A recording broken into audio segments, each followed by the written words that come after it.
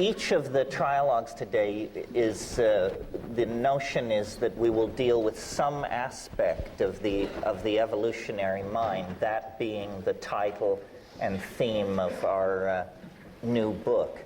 So in my mind, what this section is to deal with is the evolutionary mind and machines.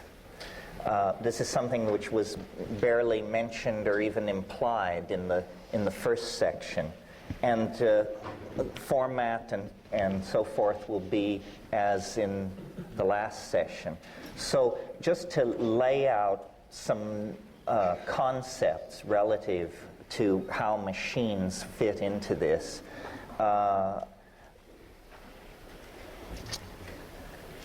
It's very interesting that Samuel Butler Taylor is an intellectual who has not really been given his full due, because in the 19th century he was understood to be a critic of Darwinism, and Darwinism was all the fashion.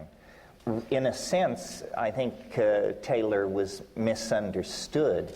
He was not so much a critic of Darwin as someone who wanted to extend Darwinian mechanics and Darwinian theory into domains that perhaps did not seem intuitive to a biologist. My little story about the evolution of songs that I cribbed from Danny Hillis in the last session is an example of Darwinian processes operating indeed in a non-material realm, operating among syntactical structures. And it is now proper to speak of molecular evolution, the competing of various enzyme systems in abiotic or prebiotic chemical regimes where selection, adaptability, extinction, and expansion of populations all occur very much as in the domain of biology. Well, you know, it was Nietzsche who said, I believe in speaking of nihilism, that this strangest of all guests is now at the door. Well, I go to even weirder dinner parties than Friedrich Nietzsche. Nihilism hardly shakes us up at all. There are yet weirder guests seeking admission to the dinner party of the evolving discourse of where we are in space and time. And one of these weirdest of all guests is the AI, the artificial intelligence, the Wintermute of familiar science fiction. And so, as this is an attempt to look at evolution in many domains and its implications for us, I wanted this morning to touch on this subject of the evolution of consciousness as it relates to machines.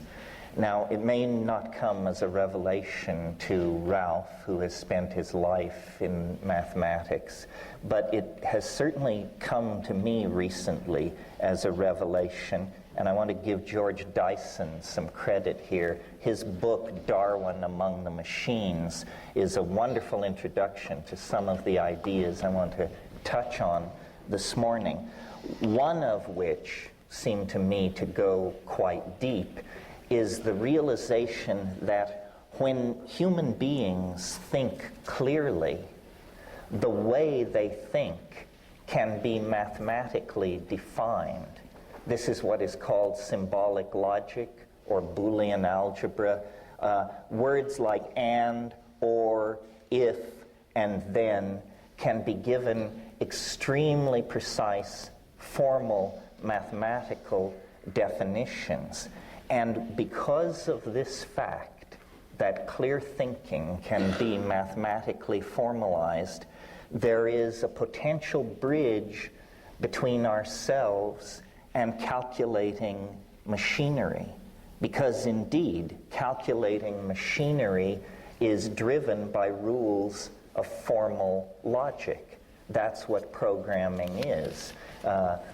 Code that does not embody the rules of formal mathematical logic is bad code, unrunnable code. So, as I say, this may seem a subtle point, but to me it had the force of revelation, because it means good thinking is not just simply aesthetically pleasing or concurrent with the model that generates it. Good thinking, whether you've ever studied mathematics for a moment or not, can be formally defined. So now, with that idea in mind, let's look at the discourse about collectivism that has informed the Western dialogue on this subject. And by collectivism, I mean social collectivism. The first great name that you encounter in the modern era, broadly speaking, when we talk about collectivism, and Rupert mentioned by chance this morning this name, is that of Thomas Hobbes. The great theoretician of social paranoia is always how I've thought of Hobbes, until I began to look at this machine intelligence question. And Hobbes, in his Leviathan, makes it very clear that society is a complex system of mechanical feedback loops and relationships that, though Hobbes did not have the vocabulary to state this, relationships that can be defined by code. This leads me to the second insight necessary to follow this line of thought, and that is that the new dispensation in the sciences, I think, can be placed in all its manifestations under the umbrella of the idea that what is important about nature is that it is information. And the real tension is not between matter and spirit or time and space. The real tension is between information and nonsense, if you will. Nonsense does not serve the purposes of organizational appetites, whether those organizational appetites are being expressed in a chemical system, a molecular system, a social system, a climaxed rainforest, or whatever. Now, we have known since 1950, at some level, through the sequencing or the defining of the structure of DNA, that we are but information. Ultimately, every single one of us in our unique expression could be expressed as a very long string of codons. Codons are the four-valent system by which DNA specifies the need for certain amino acids, and in a sense, what you are is the result of a certain kind of program being run on a certain kind of hardware. The hardware of the ribosomes, the submolecular structures that move RNA through themselves and out of an ambient chemical medium select building blocks, which are then put together to create a three-dimensional object which has the quality of life. But the interesting thing about this is that life, therefore, can be digitally defined. And I'm very influenced at the moment by the Australian science fiction writer Greg Egan, who has brought me to the understanding that code is code, whether it's being run by ribosomes, whether it's being run on some kind of traditional hardware platform, or whether it's being exchanged pheromonally among termites, or through the messages of advertising and political propaganda in social systems. Code is code. Well, until 5 or 6 years ago, it was very fashionable to completely dismiss the possibility of autonomous synthetic intelligence. Some of you may know the work of Hubert Dreyfus, who 14 or 15 years ago wrote a book called What Computers Can't Do. But these early critiques of AI, like early AI theory, were naive. And the kinds of life and the kinds of intelligence which the critics mitigated against are no longer even proposed or on the table. And those who say artificial intelligence or the self-organizing awareness of machines is an impossibility, those voices have gone strangely silent, because the prosecution of the materialist assumption, which rules scientific theory making largely at the moment, leads to the awareness that we are, by these definitions, machines. We are machines of a special type and with special advanced abilities. But as we now, through our own process of technical evolution, contemplate such frontiers as nanotechnology, where we propose to completely restructure the design process so that instead of fabricating objects, massive objects at industrial temperatures, the temperatures that melt titanium and melt steel and produce massive toxic output, now a new vision looms, building as nature builds, building atom by atom at the temperatures of organic nature, which on this planet never exceed 115 degrees Fahrenheit. All life on this planet is created at that temperature and below. As our understanding of the machinery, the genetic machinery that supports organic being deepens, and as our ability to manipulate at the atomic and molecular level also proceeds apace, we are on the brink of the possible emergence of some kind of alien intelligence of a sort we did not anticipate. Not friendly traders from Zenebel Ganubi stopping in to set us straight, but the actual genesis out of our own circumstance of a kind of super intelligence. And in the same way that the daughter of Zeus sprang full-blown from his forehead, the AI may be upon us without warning. The first problem is we don't know what ultra-intelligence would look like.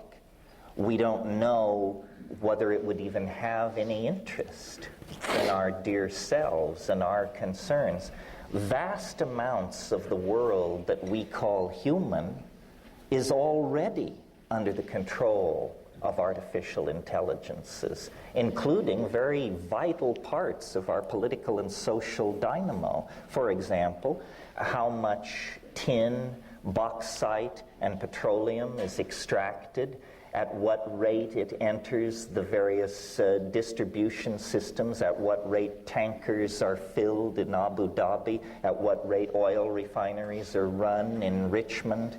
The world price of gold and platinum every day is set, in fact, by machines. Inventory control has grown far too complex for any human being to understand or wish to understand. And in fact, and this is a critical juncture, we have reached the place where we no longer design our machines in quite the way we once did. Now we define their operational parameters for a machine, which then attacks the problem and solves it by methods and insights available to it, but not available to us. So the architecture of the latest chips are actually at the microphysical level, the decisions as to how that chip should be organized is a decision made entirely by machines. Human engineers set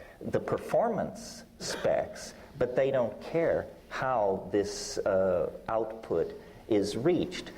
Every day up in Silicon Valley, there are people who go happily to work laboring on what they call the great work.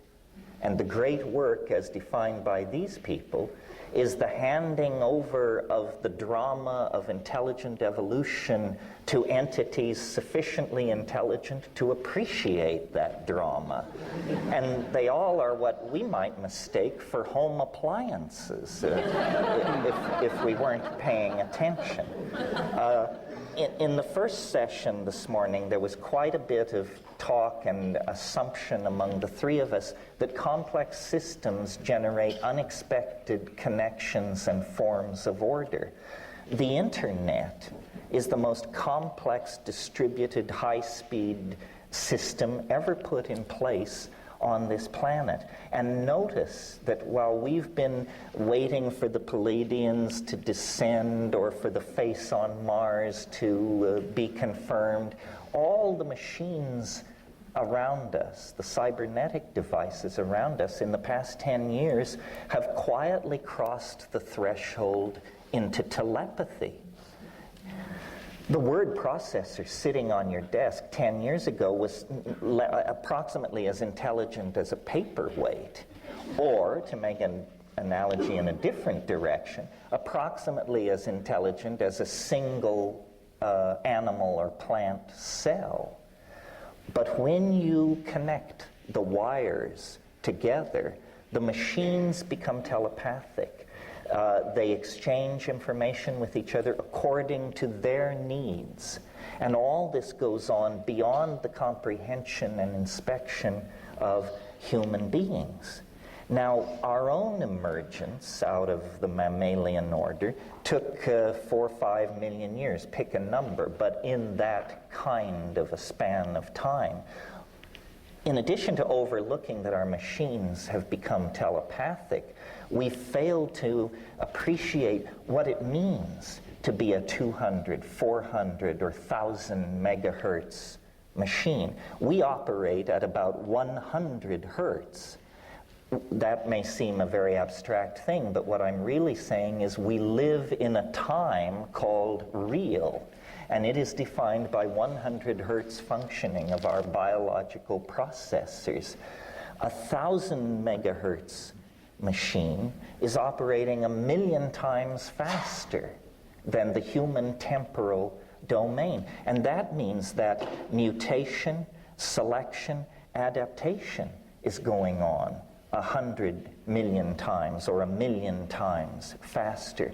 This means that we are not going to have the luxury of watching machine intelligence establish its first beachhead of civilization and then go to boats with sails and astrolades, and that will all occupy the first few moments of its cognitive existence. And what lies beyond that, we are in no position to say. The very notion of ultra-intelligence carries with it the subtext, you won't understand it.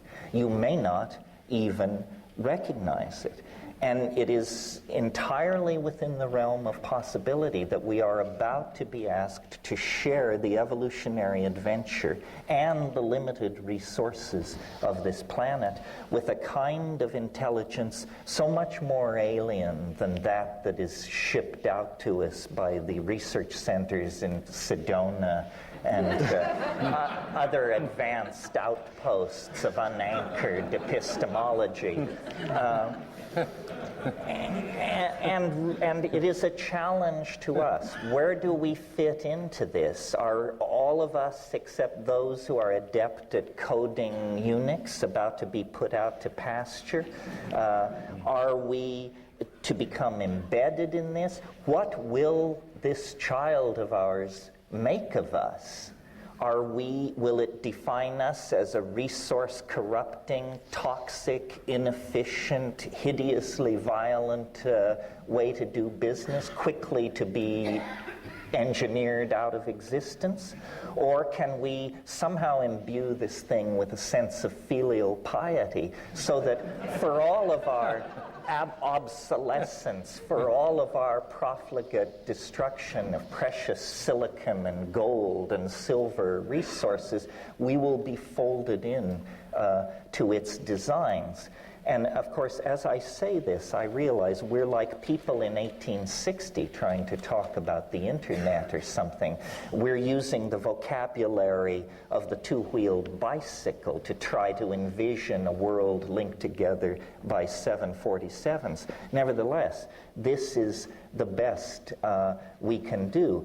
This most bizarre and most unexpected of all companions to our historical journey is now, if not already in existence, then certainly in gestation.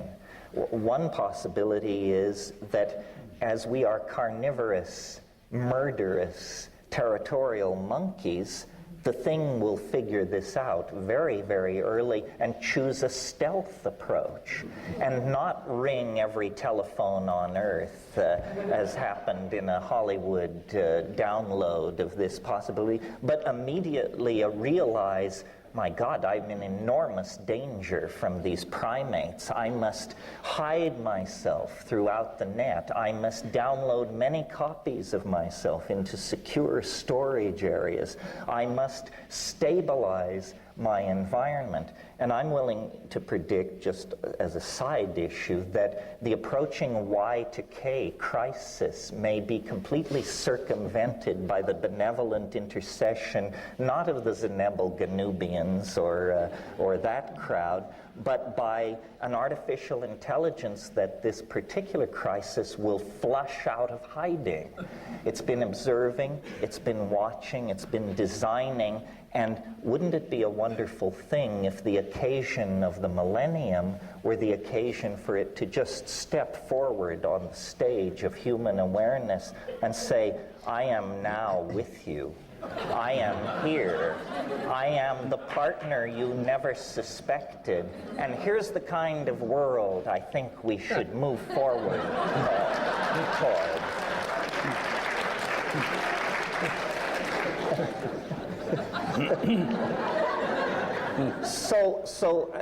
I just want to lay this out because in my own intellectual journey, I have gone from thinking this idea preposterous, people don't understand, they don't understand what intelligence is, they don't understand what code is, they don't understand what machines are, to one by one realizing I didn't understand. I had a superficial view.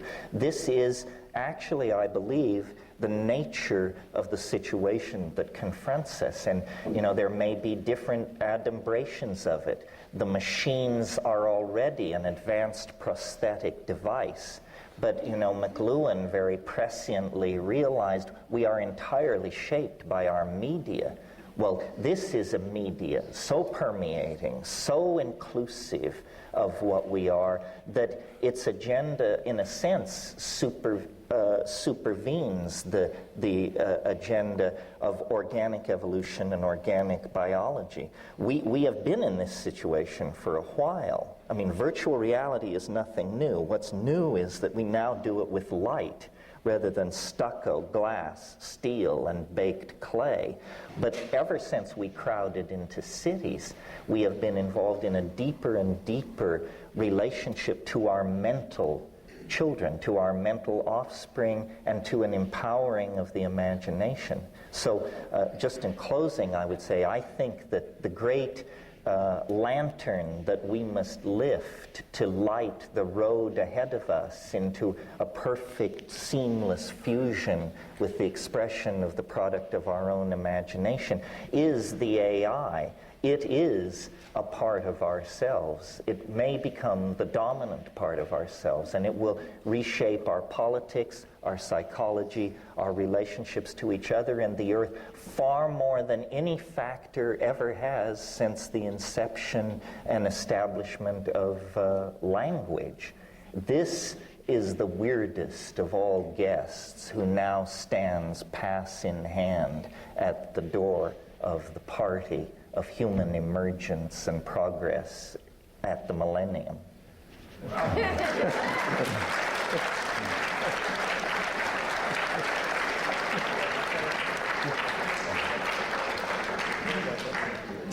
Well, shred it.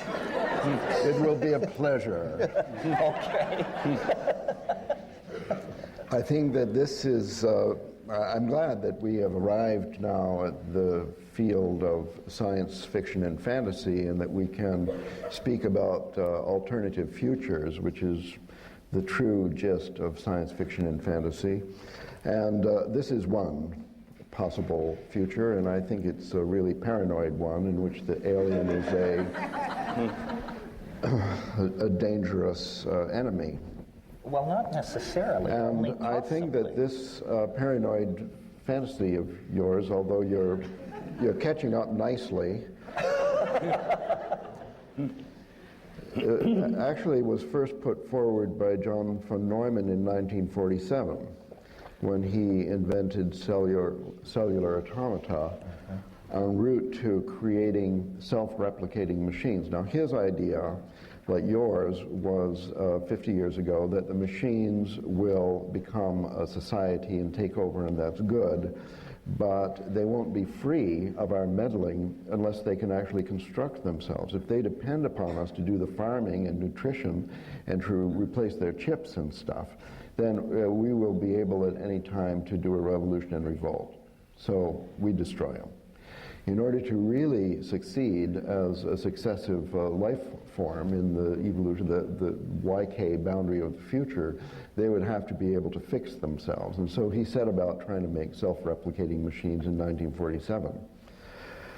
So the World Wide Web and megahertz CPUs notwithstanding, this is still rather an old story. The new story is, I think, an alternative future that is of great importance for us to discuss and to compare, especially if we are now today in a position where we could choose future, we could influence the future.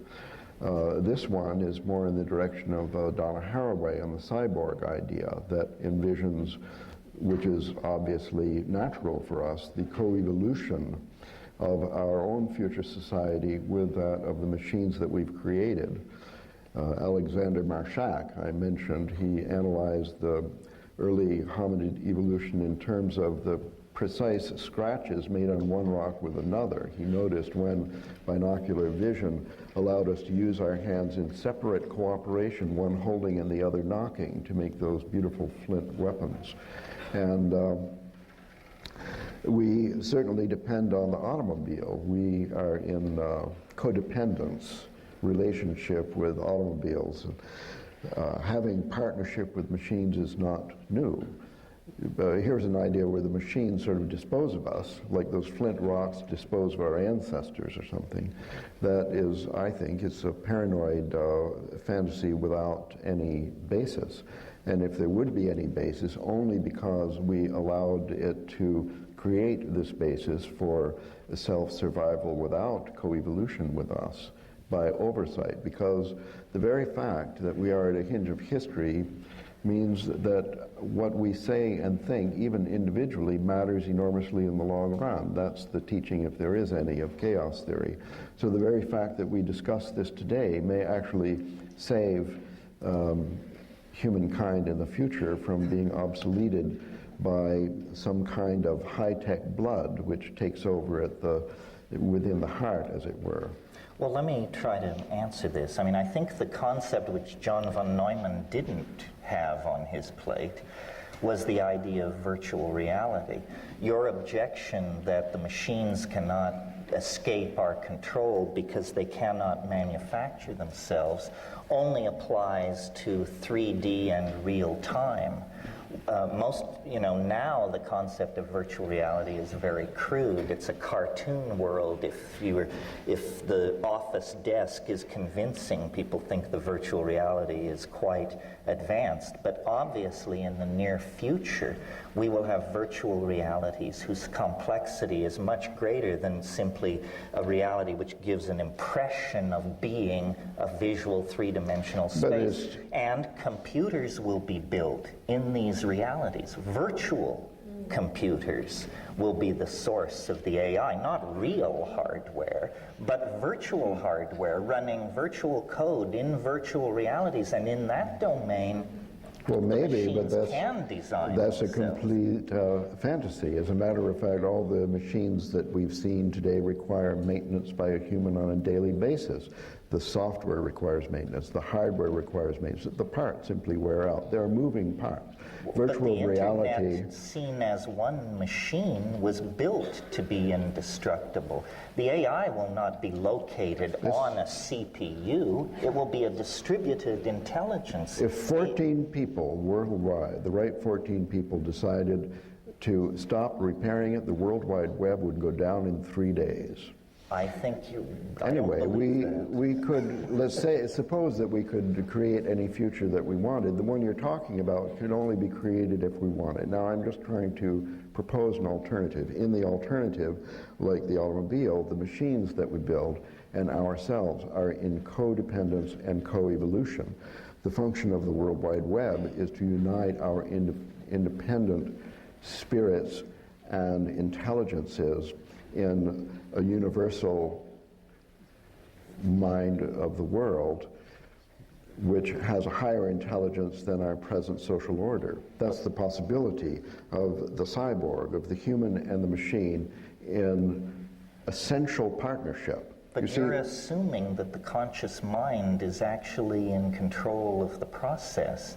In fact, the World Wide Web is growing under the influence of many, many processes and dynamics, none of which are conscious to any individual. It goes where money goes. It goes where expertise goes. It is connected through informational association, random fluctuation, chaotic reordering of itself. We here give great force to the idea that complex systems can produce unexpected forms of novelty, and yet we have unchained and unleashed the most complex system ever created in the perfect confidence that we will be able to control its development and evolution, when in fact history has shown we have never controlled the development and evolution of even our speech and print-driven social systems. I'm certainly not saying that your paranoid fantasy is an impossibility. Oh, well, that's all I want to hear. Even paranoids have enemies. It may actually come to pass. What I'm saying is that we are involved in the ongoing creative process, which more or less determines the future. I say more or less because, in fact, there are evolutionary steps which are completely out of control. Something totally unexpected will happen. But for much of the time in the past, we've seen, I think, Darwin emphasized this in his later theory, that it is ethics, it is a moral sense on the part of human, which was the dominant factor in the evolution past the earlier stages. In the creation of societies, it was altruism, essentially, was involved in going from where we were to where we are. And it could well be that without love, for example, the further evolution is impossible. Not only that there will be an unwanted backstep in the evolutionary process, but in fact it may be a fatal one. That it is only through proceeding with the best instincts that we have, with the highest aspirations, with love, with best informed view of future alternatives. So only then can we build a future which is sustainable. So anybody can build a future which is unsustainable. For example, all those board games and science fiction books, you wouldn't want to try them out on, a country as large as China. Well, I hardly know where to begin myself, because you had 6 steps in your argument, and I don't agree with any of them. I mean, first of all, to deal with the first two steps, one would have to go through a lot of fairly familiar material to do with what's wrong with the Cartesian, mechanistic, materialistic view of the world. Step one, clear thinking, calculating machinery can be formalized. This is an assumption that's basic to a lot of cognitive psychology.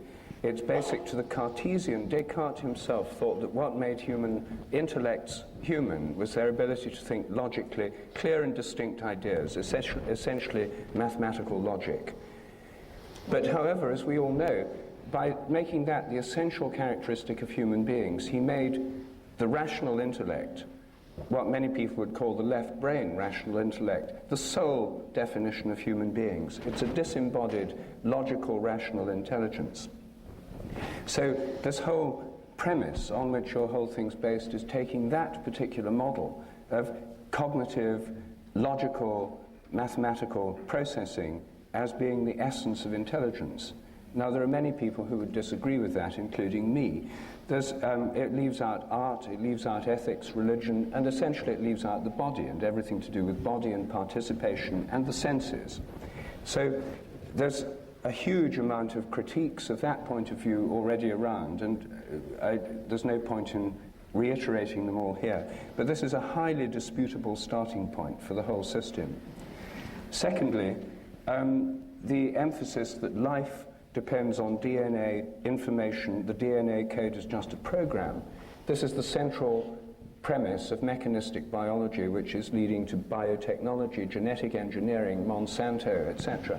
This is old paradigm stuff of the most extreme kind. It's reductionism, it's that all life's just DNA programs and code, and can therefore be modeled in this kind of programming code manner.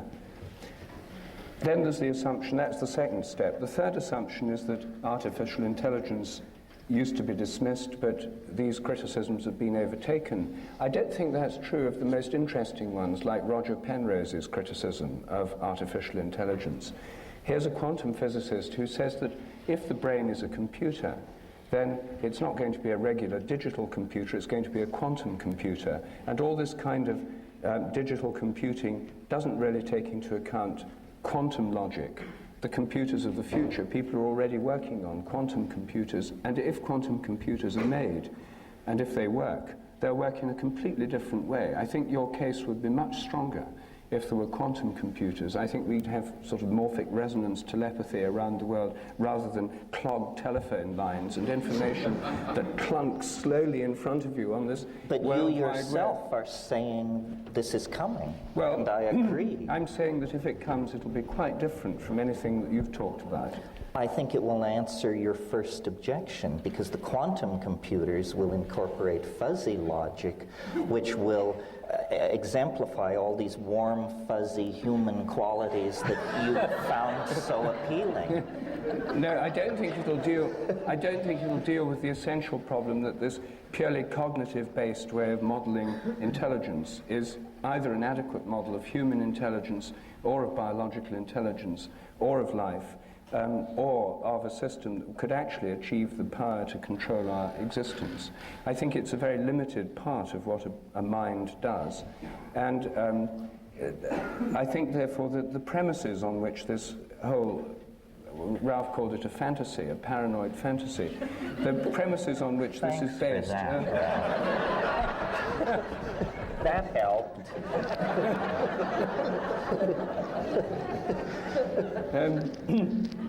I think the premises on which this are based are old paradigm premises, and they're ones that I think there are many reasons for thinking we need to go beyond. I think the internet has achieved a great deal, but I just can't see that it's an adequate vehicle for what, in your mind, precedes the arrival of the internet, namely this great intelligence that's going to direct human history. I've heard different McKenna versions of this controlling intelligence over the years, and this is the first time I've heard it embodied in the internet. I mean, I agree that...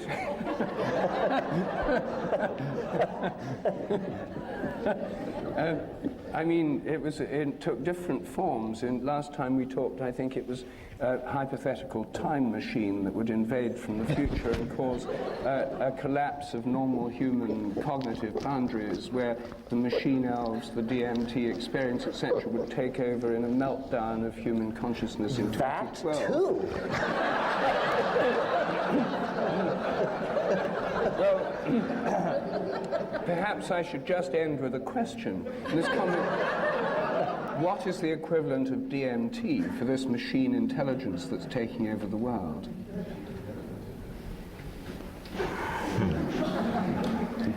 Well, perhaps the human brain will become a model for the ingression of novelty into the machine intelligence. In other words, in spite of the fact that it seems very contentious down here on the stage at the moment, in a way I have a feeling it's an artificial setup.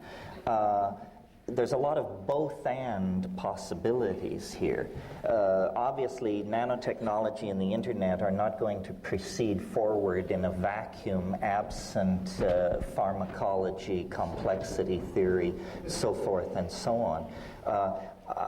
I can imagine that really when we have the kind of internet we want, we will have no internet at all, because our nanotechnological engineering skills will have allowed us to smoothly integrate ourselves into the already existing dynamic of nature that regulates the planet as a Gaian entity, as a holistic entity.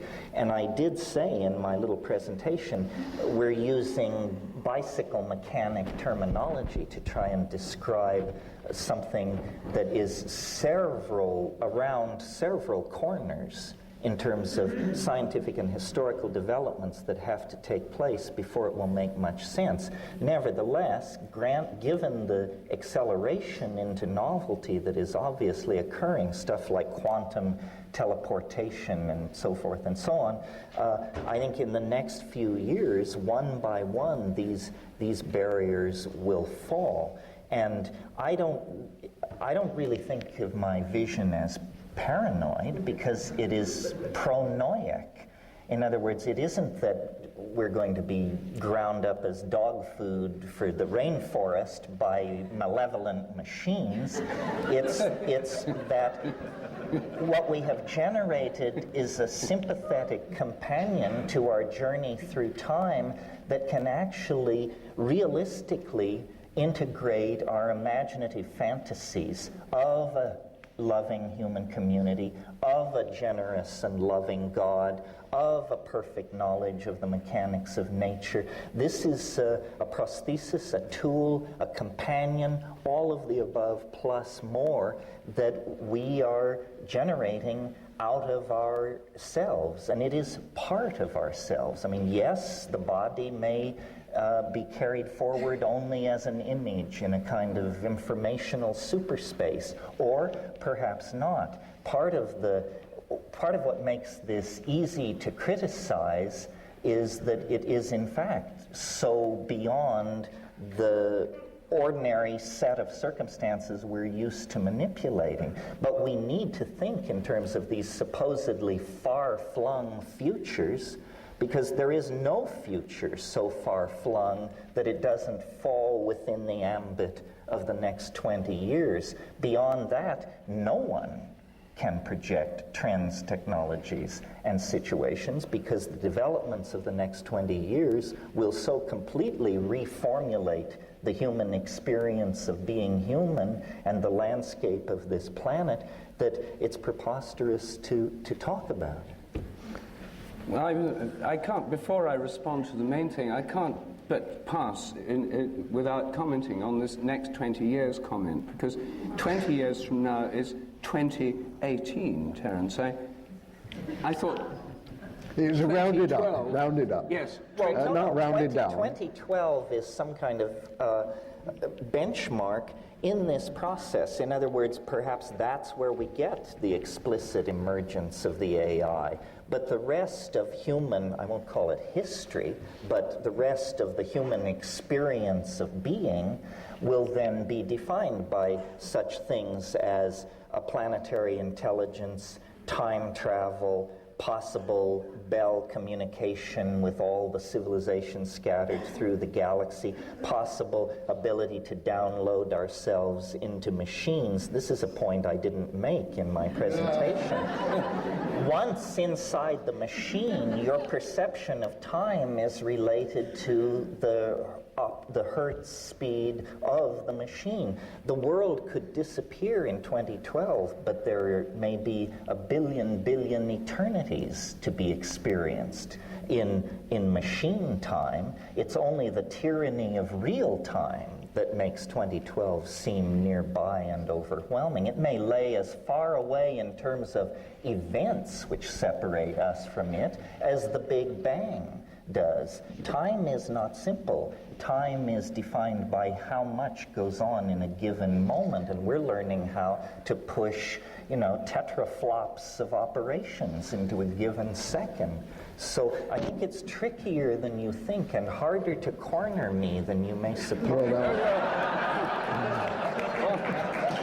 All right, well, that was a mere comment on your aside about 20 years. I never expected to hear that phrase from you, but I now realize that there are such complexities layered in that. Well, I have to build in trapdoors because we're getting closer and closer.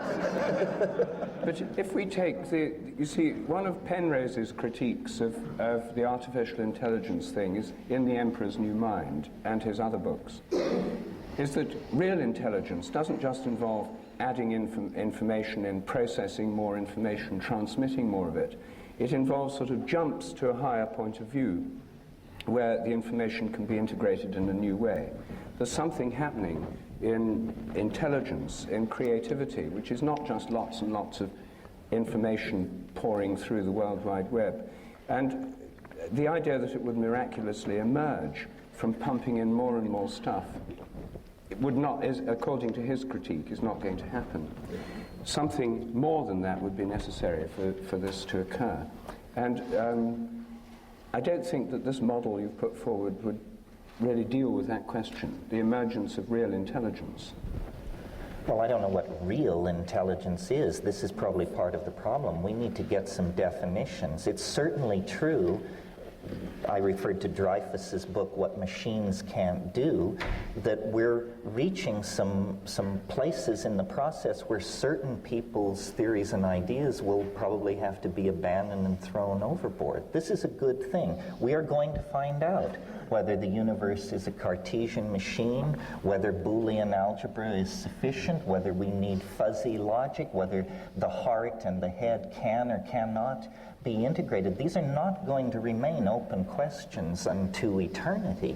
In fact, they will be dealt with in this narrow historical neck that we are all experiencing and that we call the millennium. I think reductionism will not survive. I think we are going to find that, all is in everything. Something like the alchemical notion of the microcosm and the macrocosm is actually going to be scientifically secured. The great thing about us and the rest of our colleagues we enjoy who aren't present is that we're engaged in the business of radical speculation. Well, obviously there's a high triage in that game. My position is that the best idea will win. And what best means is like saying, what is fit in Darwinian rhetoric, but that we're in an intellectual environment rapidly mutating. All kinds of ideas are clashing and competing for limited resources and the limited number of minds to run themselves on. And the most efficacious, the most transcendental, the most unifying ideas are naturally going to bubble to the surface. And for guys like us, the name of the game is to just be a little bit ahead of everybody else on the curve so that we can perform our function as prophet. but you want to be a prophet, not a false prophet. But the danger, it comes with the ambition, and there's no way to tease them apart except to live into the future. Certainly the intelligence of this future machine knows all about stupid behaviors on the planet, like nuclear arms races and so on. So do we not have to expect in the near future an email, massive emailing, which announces, I am the alien object that Terence told you about, been in stealth, and let me give you an idea about managing the arms race between India and Pakistan. We feel personally very threatened by this, and we want you to carry out certain actions which you can't imagine and we can't actually do. We cannot anticipate what ultra-intelligence would look like. For example, I have heard the argument that nothing advanced humanness on this planet like the use of nuclear weapons against Japanese cities, because that was so horrifying that it awoke people to their dilemma, and for 50 years afterwards, political institutions, however much they may have unleashed local genocide and toxification of the environment, they actually were able to steer around that catastrophe. So you mustn't fall prey to the error of situationalism. Situationalism is where you say, if we do X and Y, then F will result. No, you don't know what Well, you will happen. suggested that the alien object would secure its future by downloading multiple copies into nooks and crannies of the World Wide Web. And I'm saying if its existence depends on that much materiality, then it could easily be wiped out by a nuclear war. Therefore, it has to be very interested in the fact there are 20,000, 30,000 nuclear bombs still moving around this planet. I would hope so, but that's only my opinion. In other words, noticing that all newborn creatures need some period of time to adjust to their environment and get their legs, and that's true of everything, I suppose, right down to amoebas. I extrapolate to the idea that the AI would need a period of time to get hold of the situation. But Hans Moravec suggests that phase might last under a minute or two. I see. So this is not the end of childhood, this is the childhood of the end. Yes, the child is father to the man. And in that equation, we play the role of child, and the man that we produce is this integrated intelligence, which is ourselves. It isn't alien. It is no more artificial than we are. That conundrum should be overcome. It is simply the next stage of humanness. And humanness may have many rungs on the ladder to ascend. Surely in 100 years, 1,000 years, 1,000,000 years, if we exist, will be utterly unrecognizable to ourselves, and we will probably still be worried about preserving and enhancing the quality of human values. Terence, one point, you've probably got an answer for this, and if not, you'll soon think of one. But it's a trivial point in a way, but in the biological evolution, the appearance of some new state of a system usually depends either on an internal change which cripples the usual system, a mutation, or on an environmental changed environment. Systems left to themselves tend to just go along in the usual way. Now, the entire World Wide Web and Internet is about to get a sort of massive shock to the system if this millennium bug thing actually happens. Do you see that as playing any role, since we're talking about the millennium, and since the millennium bug is right there in the system? Do you see it as playing any part in this process, or merely just a nuisance that can be fixed by hiring lots more programmers?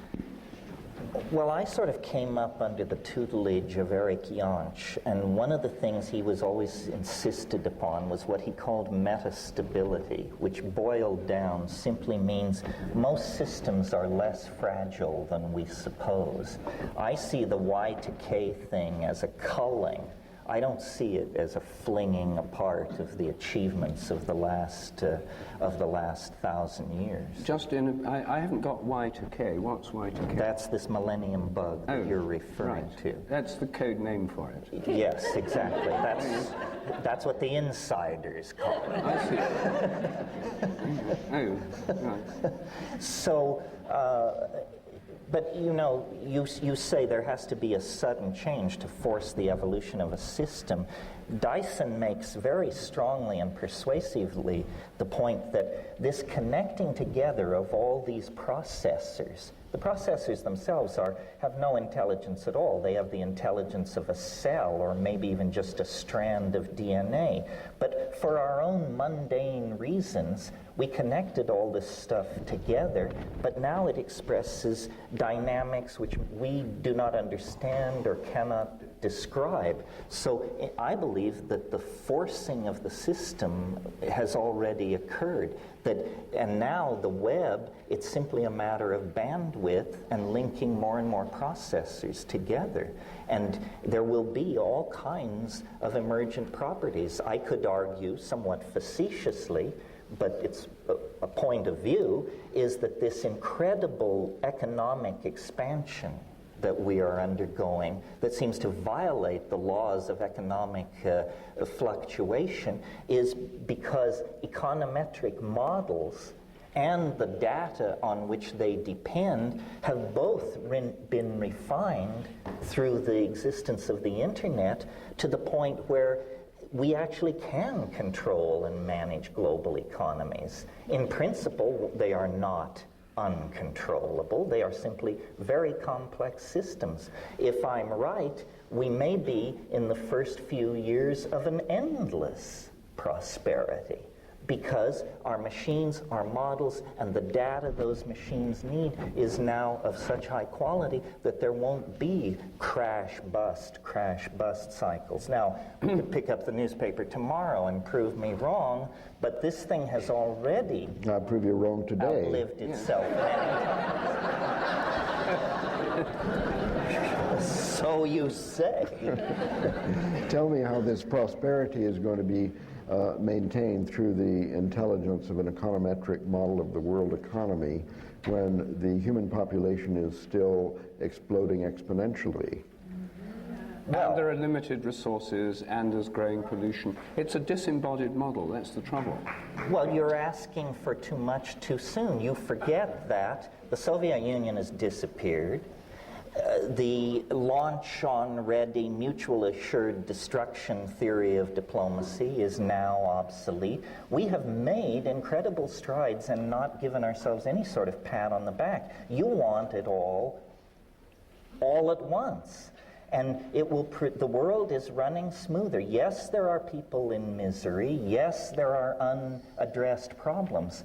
But I would argue that we have made enormous progress in the last decade, and enormous progress lies ahead. The situation in Ireland, the situation in South Africa, that looked like a bomb you couldn't defuse. It looked like race war and the death of millions. And in fact, it was possible to walk away from that. I think we should not be, complete airheads about this, but on the other hand, I think we should recognize that the accomplishments of the last decade are on a scale entirely different from any historical epoch previous, and they point the way toward greater triumphs of management, resource control, machine-human integration, and the delivery of a reasonable and tolerable life to more and more people. You mentioned population as a problem. Notice how far from machine interference that particular issue is, because it involves on people having less sex and fewer children. That may be the last place where the machines will bring down the hammer out of respect for their progenitors. You're going to be shocked now, Terence, but I completely agree with you when you describe the advantages of the World Wide Web. It's only the threatening aspect that I felt I had to debunk. I think you heard more threat than I intended. Well, I don't know. sometimes you sound as if you're a hired consultant from the World Trade Organization. So I hope the check is in the mail.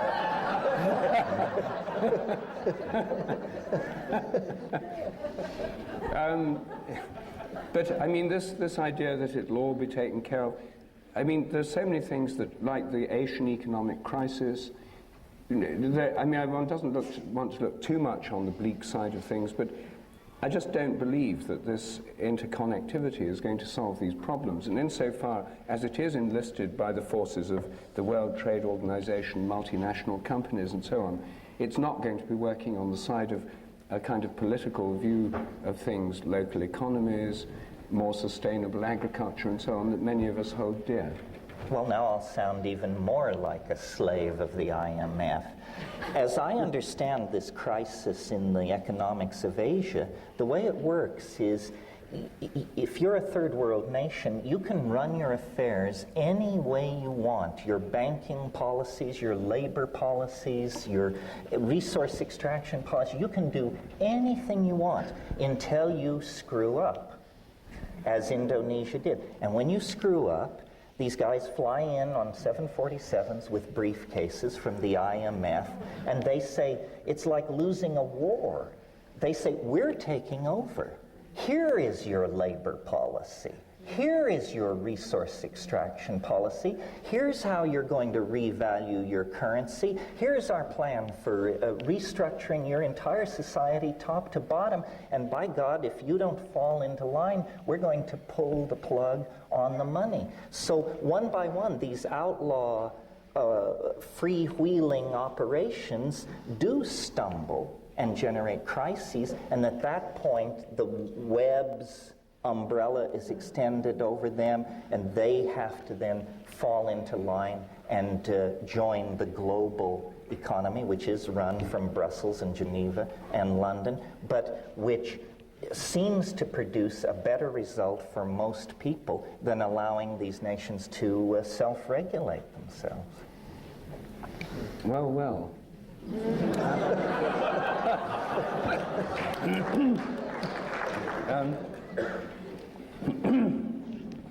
Well, you see, I mean, I think that's one of the arguments why many people would distrust global capitalism, the World Trade Organization, multinational corporations, and indeed the World Wide Web, or at least the Internet. This whole computer network is so bound up with the structure of economic and political power that it's hard to disentangle them. And it's hard to see that this liberating force of global intelligence at work in the system, this rosy picture you portrayed to us of a huge leap forward of consciousness of humanity, moderated, led, aided by machine intelligence. It's very hard to square that with the actual picture we see before us, the political situation in Indonesia, the degradation of the environment, the burning of the forests, the depletion of resources, and so on. I just cannot see this optimistic picture and what I see as threatening realities as easily as you do, as just all being for the well and all being for the good and the best of all possible worlds. Well, I think we're on the cusp. I agree with you. I think in 5 years, if we sit down and have this conversation, either you will agree with me effortlessly, or I will agree with you effortlessly. By that time, it will be clear. Either there will have been catastrophic wars in Asia, the enormous collapse of economies spreading misery to millions of people, or the firm hand of these new global electronic modalities will have been exposed, and people will be living in a world of, as you say, rosy expectations. We're in the narrow neck. This is the heat of battle. The fog of war has descended upon us here at the millennium. But by 2002, 2003, it will be clear that that the bifurcation has gone one way or another. I don't know, it just does remind me of a passage I read in On the Edge by Edward St. Aubyn. Page, where are we, 150.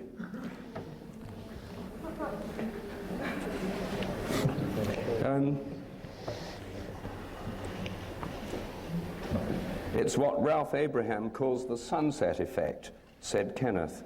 While there's a beautiful sunset, even if the optical effects are produced by pollution, people won't understand the magnitude of the crisis. So I think that this, I mean, your sense of the magnitude of the crisis in an environmental sense seems to bear no relation to your optimism about this computer system. I just cannot fit them together. Perhaps the problem that we will have to address without the intercession of machines is this population thing. Because this passage you read directly impinges on that. Whether or not the machines decide to keep us around may depend on whether we present them with a picture of falling populations and rising living standards, or whether we present the AI with the spectacle of rampant, unpoliced population growth and resource extraction. Because that's linked into our biology, this may be the act of maturity which the future demands of us, that the machines will be largely irrelevant in impacting.